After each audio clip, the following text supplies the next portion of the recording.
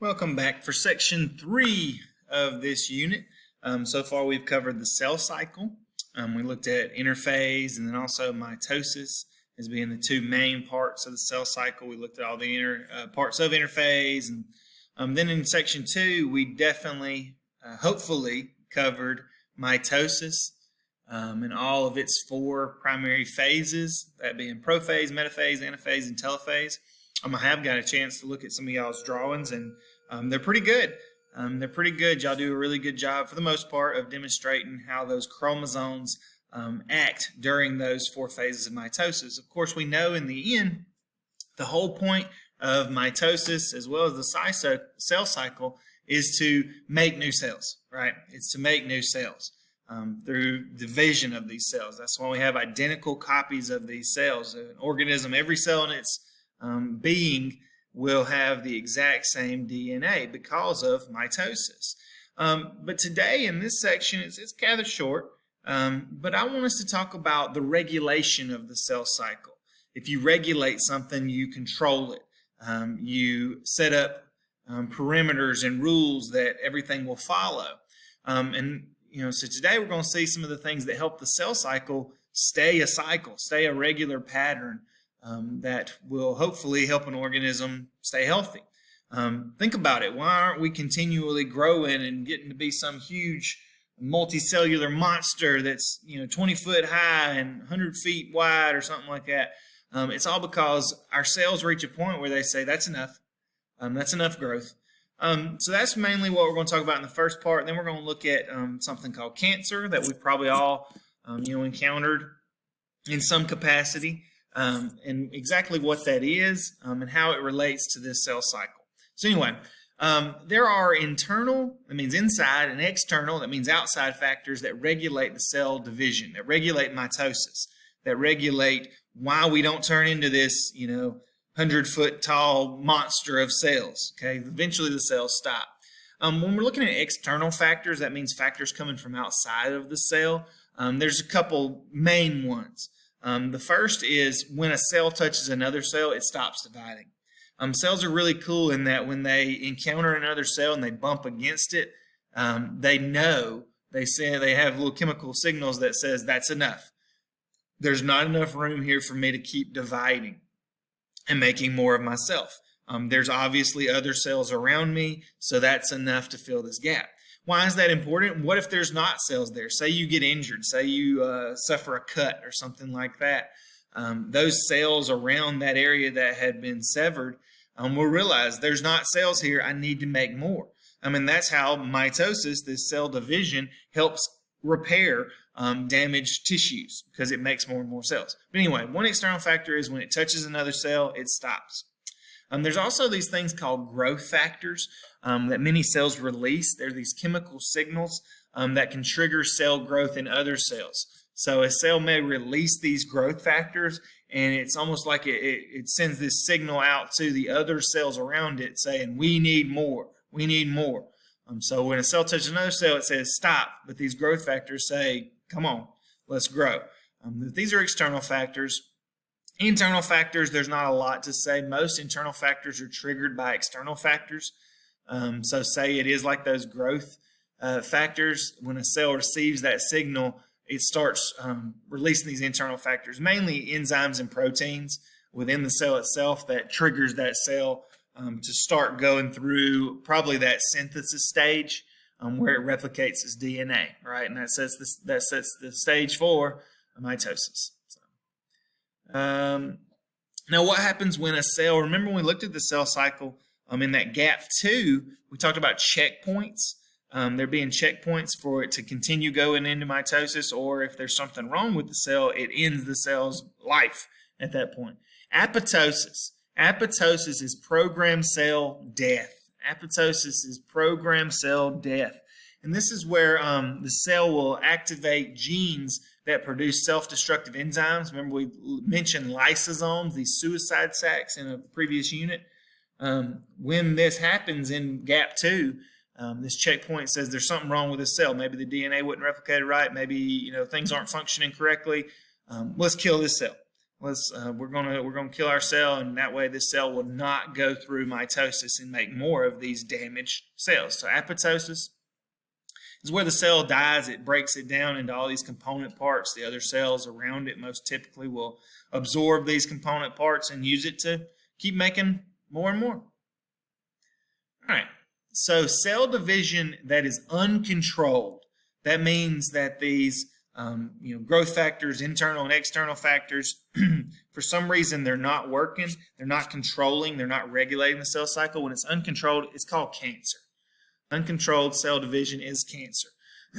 Now, when we say things like, I wish somebody would cure cancer, or, my grandpa's got cancer, there's a little more we need to know. Cancer is just a common name for a class of diseases characterized by uncontrolled cell division.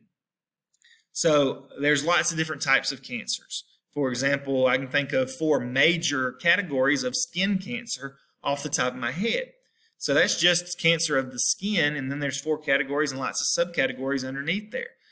Cancer affects all parts of an organism, can affect different parts of an organism depending on what the organism is. Think about in humans, we can have skin cancer, we can have lung cancer, we can have cancer of the gums, we can have blood cancers, we can have cancer of the bladder stem. You can name it on and on and on. There's different types of cancer. So a statement like, I wish somebody would cure cancer, is not as easy as it sounds, okay?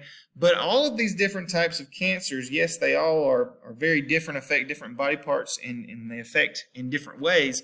They are all share the commonality that it's uncontrolled cell division, okay? And these uncontrolled, disorganized clumps of cells that continue to grow past, their regulation are called tumors. And we might have heard those before, cancerous tumor. Now let's look at some words about tumors that are super important to understand and know. If you hear a doctor say you have a benign tumor, that sounds scary. But actually that's kind of a good thing. If you got to have a tumor, you want it to be benign, this B word here. This is where cancer cells typically remain clustered together. They're not spreading. They've stopped their uncontrolled cell growth, and now they're just this mass. Okay, some cancerous tumors, if they're benign, can be left alone in the body. Some, depending on if they're blocking somewhere or pressing against, say it's a brain tumor, it's pressing against certain parts of the brain, or in the lungs, and you can't breathe because of this benign tumor. Yeah, it's not spreading anymore, it's not growing anymore, but it's still making life difficult. But anyway, a benign tumor is the less dangerous, I guess you could say. A malignant tumor is one that is still spreading. It could still be growing, and this uncontrolled cell growth could still be getting out of hand, or it could be what we call metastasizing, or it's metastasized. And this is where some of the cells break away from the tumor. You can kind of see in the diagram here, this I think the pink part is showing cancerous cells. Some of them may break away from that, that tumor, enter in the bloodstream, and then they may set up in different places. And so it can metastasize in different places. This is not good. Malignant tumors is not what we want to hear because it's still uncontrolled cell growth. And then you definitely don't want to hear it's metastasizing or breaking away and spreading throughout the body. You hear about different stages of cancer as it gets higher up in number, stage 3, stage 4 cancer. It's not good. It's typically marked by metastasization or spreading and breaking away and more tumors being set up in different parts of the body. Things like stage 1 cancer typically means it's localized.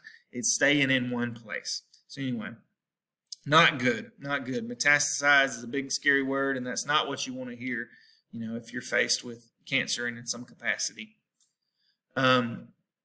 So cancer cells come from normal cells. They're not some foreign invader. They're not a virus or anything like that. But they come from normal cells that have suffered damage. Suffered damage in some way to the genes or in the DNA that make proteins involved in cell division. So here's just some diagrams of some moles. We all probably have a mole or two on our body. You will. These are signs of cancer. These are normal ones. Okay, and in anatomy we'll learn the big differences between these, but these are signs of skin cancer, for example. So normal Cells, just like we find in moles, that somehow it suffered damage, and they take on a different appearance even in skin cancer. But how does a normal cell become a cancerous cell? Great question. There's many different ways. Sometimes it's through radiation, or UV radiation is one way skin cancer is definitely proliferated, or you run into it. Sometimes you can have inherited. So thanks, Mom and Dad. Different types of cancers are inherited in the genes. Some exposure to chemicals. And this chart here has a good listing of it. Causes of cancer with things like tobacco. We've all heard that, smoking or dipping, can cause cancer. And it is true. Your diet, what you eat. Sometimes the foods that we eat contain carcinogens. We eat them in large amounts. It's not good for us. Sunlight exposure, there are viruses and bacteria can cause cancer. They're not just like an invader that comes in. You don't just have a cancer that comes in, but these viruses can mutate the cells themselves. Alcohol can cause some. Then you see occupational factors as well right here. You might have seen commercials about exposure to asbestos. Used to be put in as insulation inside in homes and buildings. And there's a cancer called mesothelioma that can come from that.